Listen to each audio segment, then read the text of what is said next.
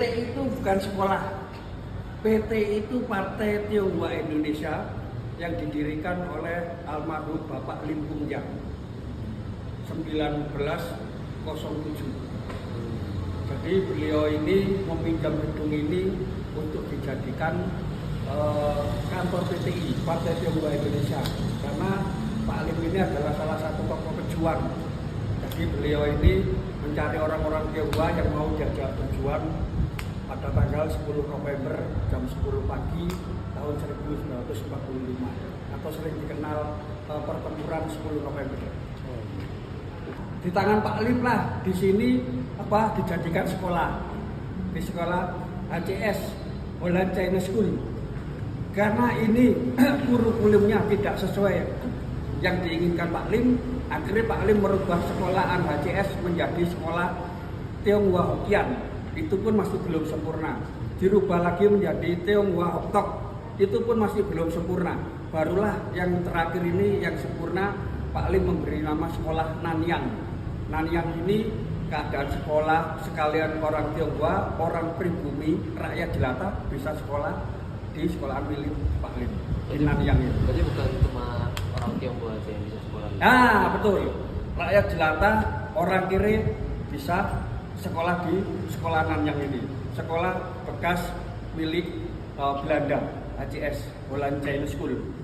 Akhirnya Pak Lim diambil alih karena tidak sesuai dengan orang Indonesia, maka Pak Lim turun tangan sendiri untuk memperbaiki sekolah ini. Barulah yang terakhir dijadikan sekolah Nanyang. Nanyang ini kurikulumnya itu ditanya siswanya, keinginannya itu yang paling banyak yaitu olahraga, maka Pak Lim membuatkan lapangan basket di belakang.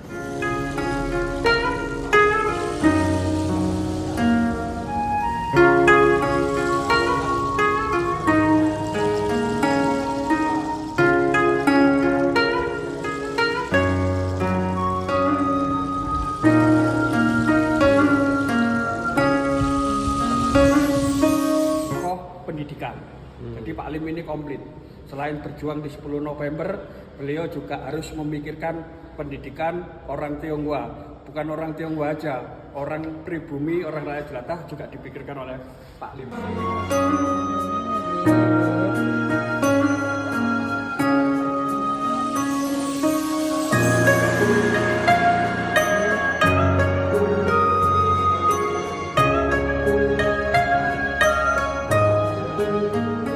WKP, Wisata Kampung Pecinan. Sampai situ berarti Pak? Atau Apanya? cuman batas wilayah yang dari depan? 5.000 meter persegi.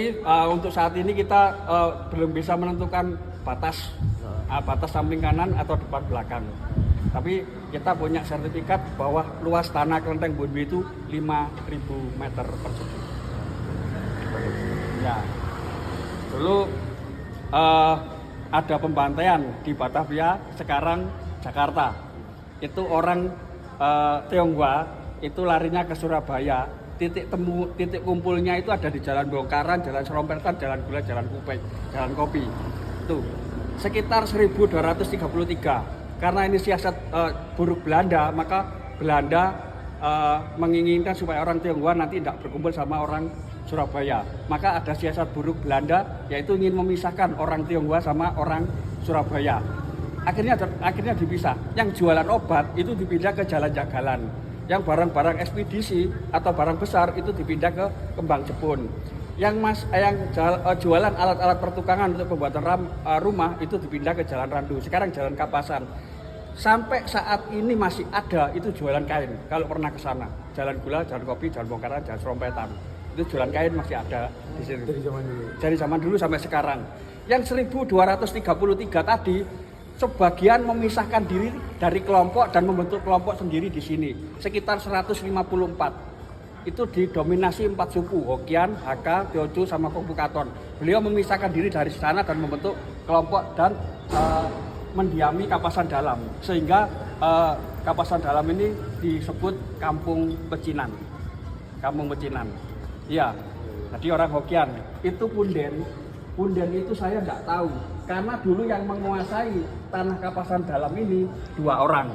Yang pertama itu Kapten T. Disien, itu orang Hokian. Itu wilayah sini sampai ke sana. Yang wilayah sini sampai ke sana itu Mayor Teguh, Mayor. Seorang Hokian juga, orang Tionghoa juga. Jadi di tiap kemarin tanggal 28, 29 kita ada sedekah bumi atau selamatan lah istilah orang Jawa.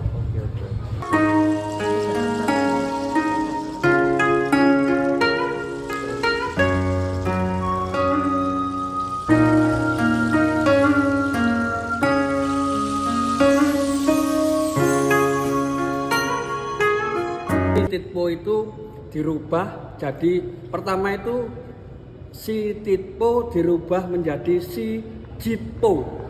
Ini yang memberi semangat.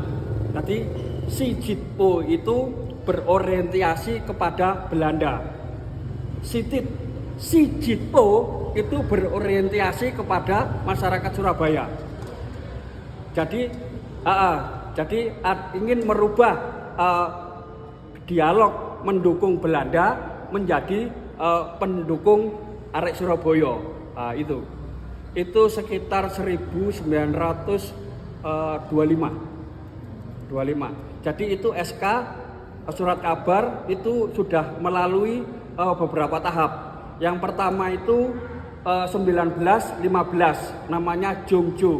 Jongjo itu kalau diterjemahkan musim semi, musim gugur. Setelah itu berubah nama menjadi Solimpo 1917. Itu. Terus akhirnya rentet-rentetannya ke sini barulah 1929 berubah menjadi Siora Republik. Siora Republik ini di mana ayah Anies Baswedan itu tergabung dalam kelompok SK tersebut. Barulah ke sini baru si Titpo. Pejuang juga, dia memang 3 serangkai ini pernah mengatakan seperti ini. Lebih baik mati berkalang tanah daripada hidup bercermin bangkai. Jadi semboyan orang itu seperti itu. Beliau ingin berjuang bersama rakyat Surabaya. Beliau selain seorang tokoh pejuang juga, beliau seorang surat kabar. Jadi surat kabar ini diterbitkan oleh beliau. Beliau itu ingin kalau dulu itu kalau woro-woro itu nggak bisa. Jadi harus melalui SK surat kabar. Jadi memberikan semangat untuk orang Tionghoa yang mau diajak berjuang. Itu rentetannya. Dia memang salah satu tokoh besar juga di Surabaya. Nama-nama beliau tenggelam tidak bisa naik ke atas karena kalian nggak mau belajar dan nggak mau menceritakan sejarah ini ke masyarakat. Nanti kalau Anda sudah mengetahui, Anda akan setidaknya bercerita dan nama ini bisa timbul ke permukaan dan namanya sejajar dengan para pahlawan terdahulu. Budaya orang Tionghoa yang masuk ke Indonesia, budaya yang sangat dicintai oleh anak-anak Surabaya, yaitu leang-leong sama barongsai. Masuk ke Kapasan Dalam itu kayak gini, jancuk liwat. Jancuk itu nama tank Belanda. Jadi instruksinya seperti itu. Kalau ada tank Belanda masuk ke Kapasan Dalam, orang Kapasan Dalam bilangnya seperti itu.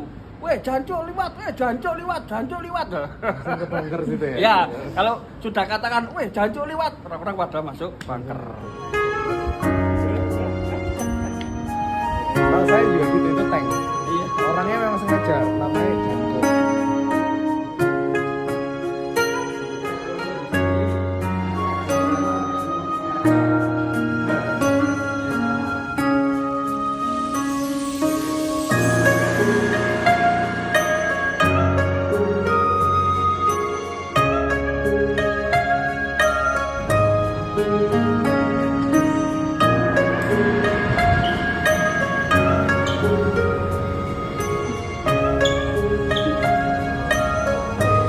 Thank you.